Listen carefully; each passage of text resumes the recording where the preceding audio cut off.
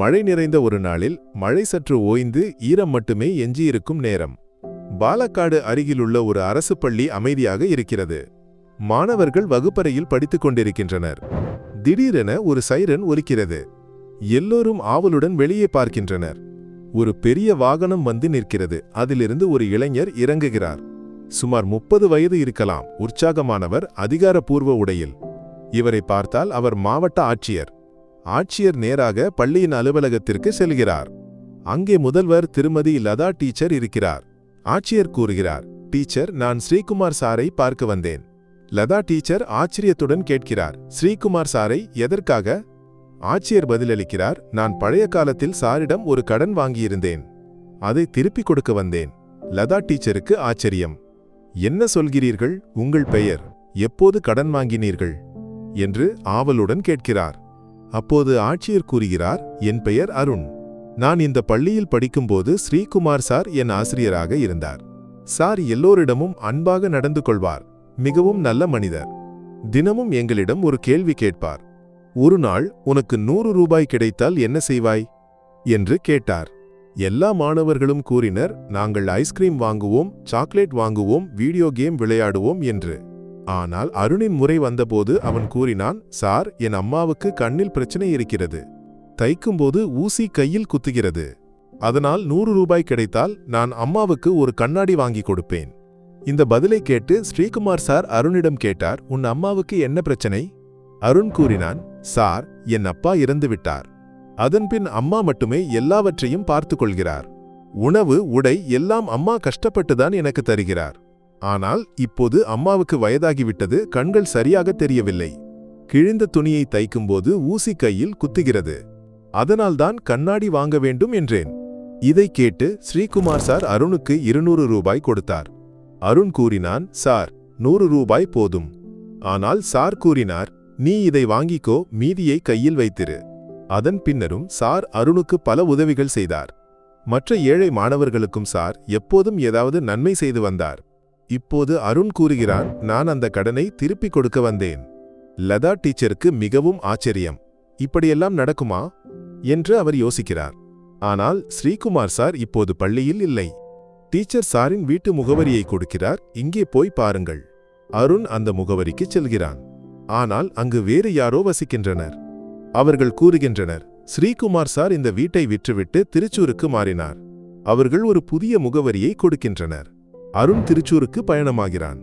திருச்சூரில் ஸ்ரீகுமார் சாரின் வீட்டை அடையும் போது மீண்டும் சைரன் ஒலிக்கிறது. ஆட்சியர் வந்ததை அறிந்து எல்லோரும் ஆச்சரியப்படுகின்றனர். அருண் கதவை தட்டும்போது ஒருவர் கதவை திறக்கிறார்.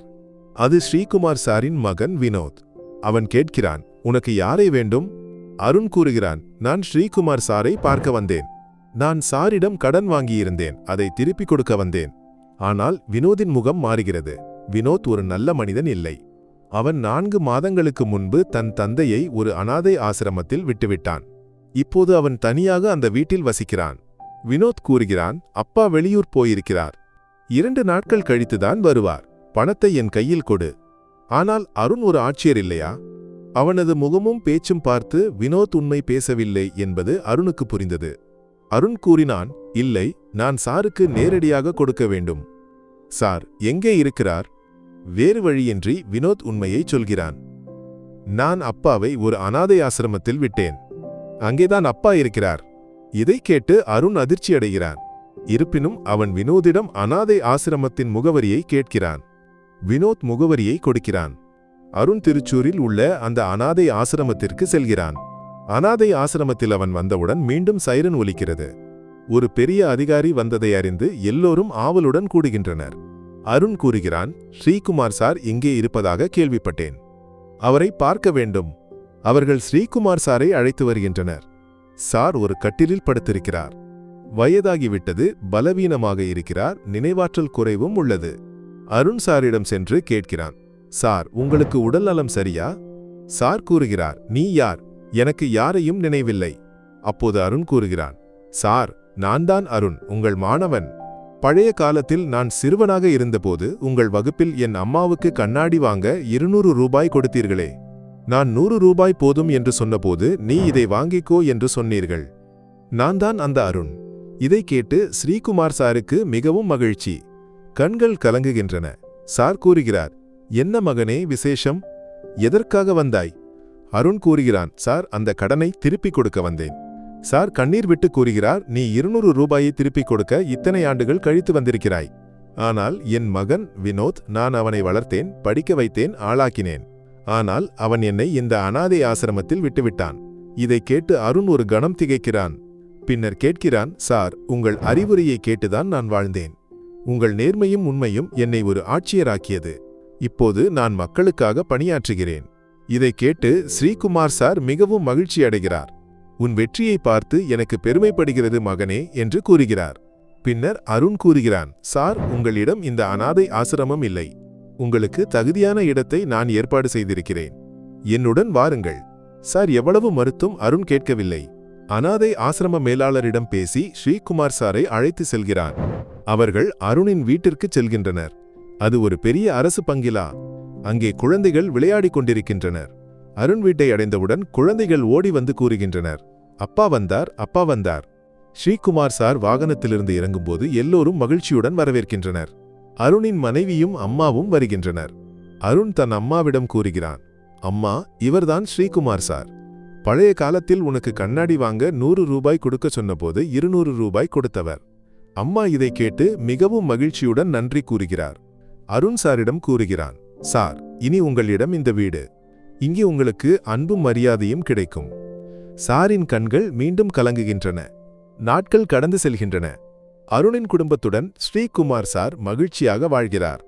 ஒரு நாள் வினோத், ஸ்ரீகுமார் சாரின் மகன், அருணின் வீட்டிற்கு வருகிறான். அவனது நிலை பரிதாபமாக இருக்கிறது. உடை கிழிந்திருக்கிறது. முகம் அழுக்காக இருக்கிறது. அவன் பல குற்றங்களில் ஈடுபட்டு காவல்துறையின் தேடுதலில் இருக்கிறான்.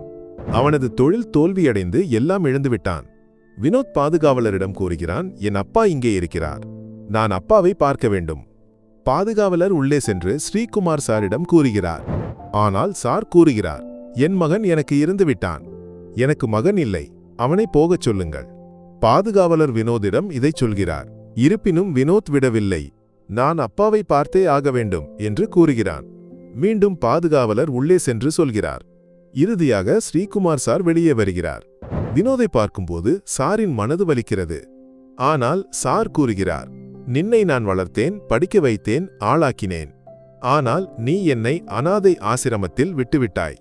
இதைவிட பெரிய துயரத்தை யாராலும் கொடுக்க முடியாது. உன் தவறுகளுக்கு நீ தண்டனை அனுபவிக்க வேண்டும். இங்கிருந்து போ.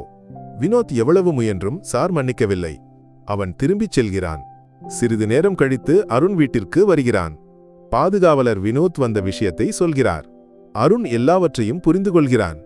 ஆனால் அவன் இதை பெரிதாக எடுத்துக்கொள்ளவில்லை. ஸ்ரீகுமார் சாரை அருண் மிகுந்த கவனத்துடன் பார்த்து கொள்கிறான். அவனது குடும்பத்துடன் சார் மகிழ்ச்சியாக வாழ்கிறார்.